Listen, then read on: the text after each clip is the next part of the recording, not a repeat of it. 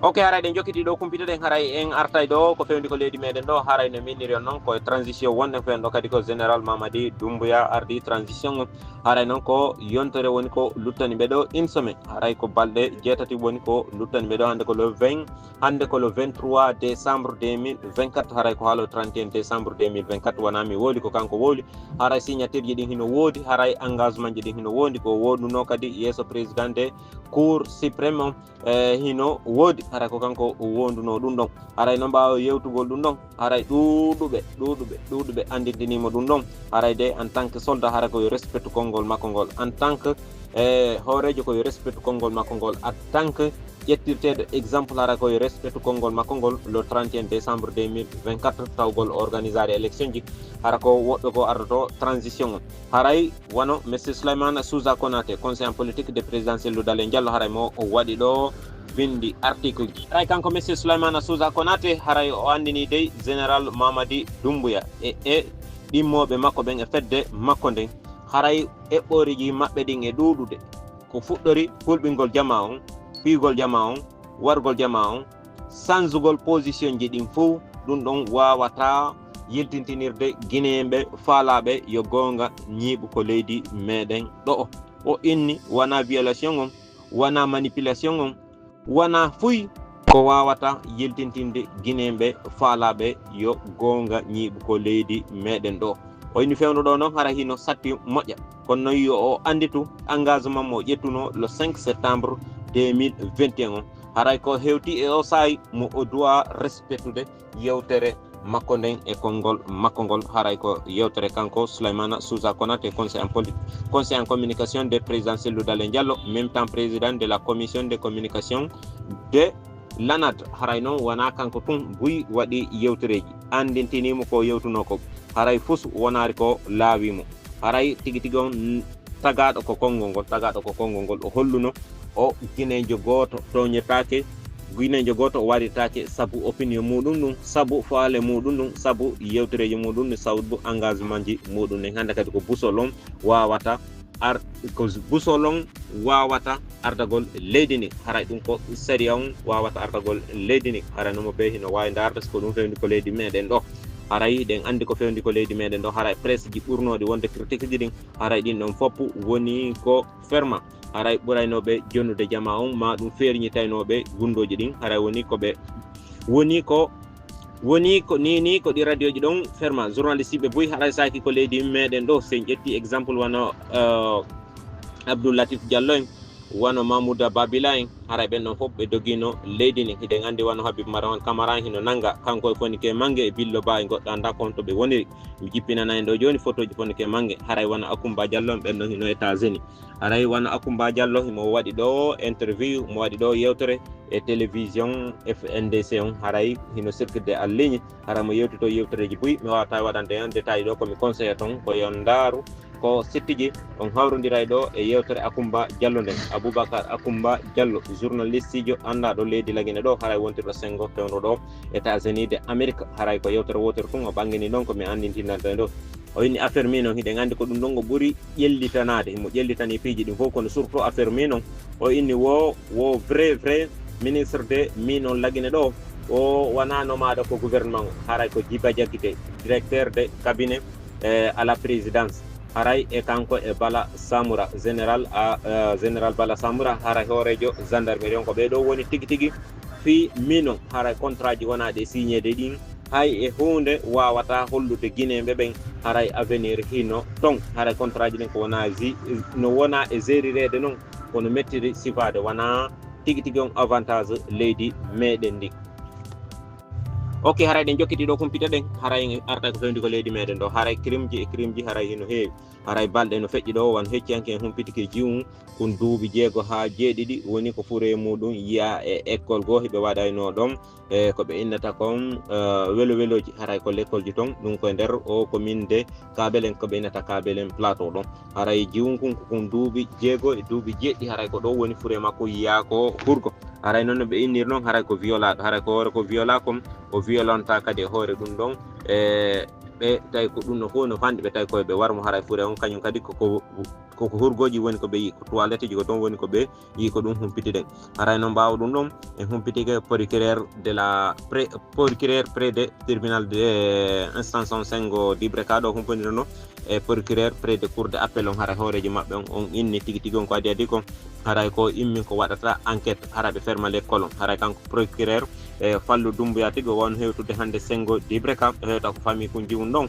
haray ɓe hiwrodira fatude nden o asiri ɓe haray enquête ji waɗay e ɓe waway nangude ɓen ɓen waɗɓe ɗin bonneji ɗon haray noon ɓe wonɓe ka l'école ɗon tigi on haray l'école ɗon tigi fermama taw haray l'école on fermama taw to se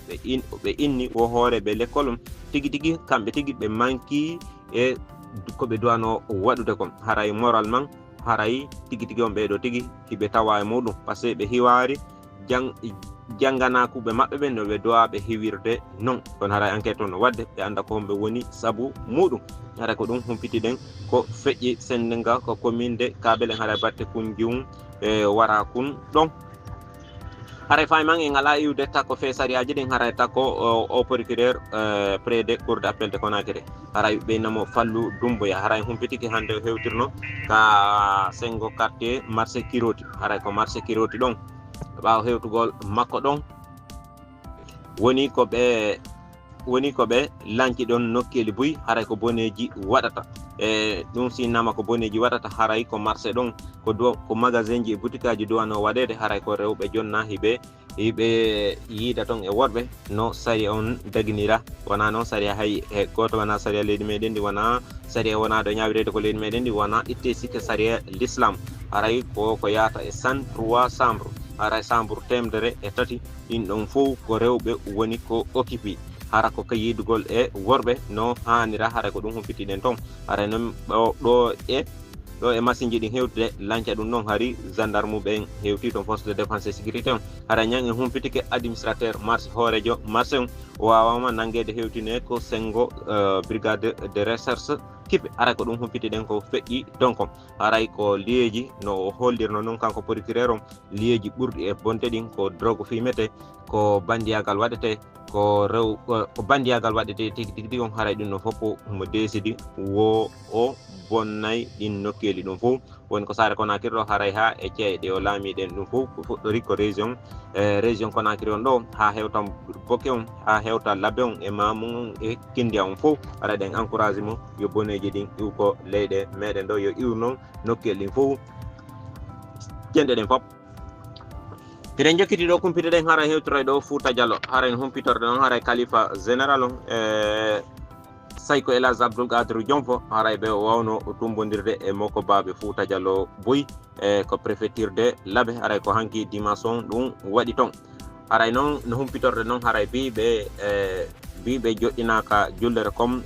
comme khalifa général de Fouta Diallo haray ko tumbodirgol e maɓɓe gonni kamɓe e jamaji ɗin fof waɗa ko wiyete ko message haray waɗa yewtere batte ko ɓe halfina fi muɗum kon haray humpitorde noon haray jamaji ɗin noon notino haray wano sengo Europe haray sengo Afrique ɗo wano lagine ɗo kadi moko baɓe bo hewtuno noon wano président de coordination haali plan président tabital pulako haray e diwe ɗen fof diwe jane ɗen wan ɗum ko wano timbo e timbi e laaɓe haray ɓe fof ɓe wawno notagol ɗo no minniro noon haray moko baɓe ɗuɗu wawno hewtude ɗon haray kamɓe Elhadji Abdoul Kadr Dionfo haray ɓe wanno message on tigi tigi on haray o message on ko goto haray no jentorɗen premier imam Dalaba on noon Elhadji Chérif haray no ɓe makiri noon haray message on ko goto ko raɓɓiɗuɗo ko wonduɗo kadi e important par ce que ina ko juuti ɗaɓɓa ko wondi important haray ko honɗum Fouta Diallo haton jini haray ko honɗum ɓiɓɓe Fouta Diallo haton jini haray mo ɓe wattanama ɗum mo ɓe yo waw analyse gol ɗum ɗon e jonna point de vue muɗum on e mo ɓe holla ko ɗum ɗo Fouta Diallo mapori ko ɗum ɗo Fouta Diallo haton jini haray ko ɗum ɗon humpitiɗen wonɗo message on ko honɗum Fouta Diallo handi honɗum ɓiɓɓe Fouta Diallo handi haray ko message on ni haray ko ɗum ɗon ɓe halfini mo kala ko yo waw artiroygol ɗum ɗon haray ko ɗum humpitiɗen ton haray ɗin jokkidi ɗo kumpitiɗen haray en yiltito arten ko Saare Conakry ɗo haray balɗe hino feƴƴi haray en humpitino ɗo haray suka wiyeteɗo Abdoulaye Ba miɗo min tañini noon haray ɓe falji ko yettore ɗo ko Abdoulaye Diallo haray o nangano sengo Dar Salam himo naati ko juulirde ton himo wujjude tapiji haray woɓɓe go inni yoɓe sendumo e guyka ɗon kono haray woɓɓe go foti o naɓa ko gendarmerie haray humpitike o présente non ko parquet Dixin haray ko suudu ñawirudu Dixin haray fuɗɗano ñawede hande haray kanko Abdoulaye Ba haray o reconnaisse no inni ko gonga o wujji ɗon tapiji e o yawno ko juulirde ɗon wonno immode makko wona dey wujjugol tapiji ɗin hay ko wonno objectif makko ko juulugol si o waɗi ɗum ɗon haɗa no wohimo regretti ɗum ɗon haɗa en nanay nokkeli boyi hino wujja ko dambugal juulirde paɗe ma ɗum motoji ma ɗum goɗɗum go kono noon naata ko nder ko juulirde ton mooɓa tapiji reconnaisse ɗum ɗon kadi e puis kadi ko neɗɗo mo dérangeaki on o woni